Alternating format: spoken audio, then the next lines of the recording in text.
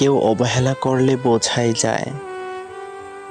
বোঝাই যায় তার ঘন ঘন ব্যস্ততার অজুহাত, চোখ ঘুচিয়ে কথা বলার ধাঁচ, হাসির বদলে বিরক্তির দীর্ঘশ্বাস, না কুচিয়ে এড়িয়ে যাওয়া অসুখ, দীর্ঘ সময় থেকে কমতে কমতে ফুরিয়ে যাওয়া কথা, ইত্যাদি ইত্যাদি সব বোঝা যায়।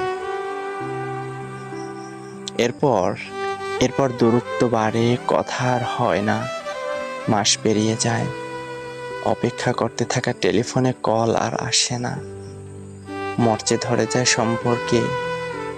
ওই যে দুঃখ পাওয়া, বুকে যাতনা পুষে রাখা মানুষ, সে বুঝে যায় যে সে কেবল প্রয়োজনে ছিল, প্রিয়জন হতে পারেনি কখনো। তারপর তার বুকে দীর্ঘশ্বাসের ধুলো জমতে জমতে পাথর হয়ে যায়। হয়তো তখন মানুষটা আর কাঁদে না, জল শুকিয়ে যায়, নাকি দুঃখগুলো নাটাই ছেড়ে পালায়, তার সঠিক আন্দাজ পাওয়া যায় না কখনো। মানুষটা চুপচাপ হয়ে যায়, দেখে বোঝার সাধ্য থাকে না এই মানুষটাই একসময় উড়ে বেড়াতো খুব করে।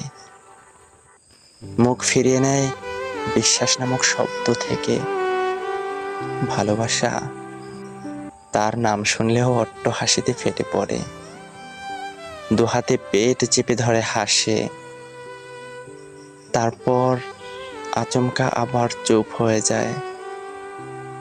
শুকনোভাবে তাকালে তখন হয়তো বোঝা যায় মানুষটার চোখ চিকচিক করছে, কিন্তু কে দেখবে, কে সরিয়ে দিবে বুকের ভেতরের জীবন্ত ক্ষত,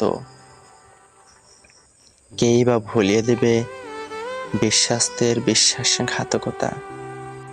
কেউ না।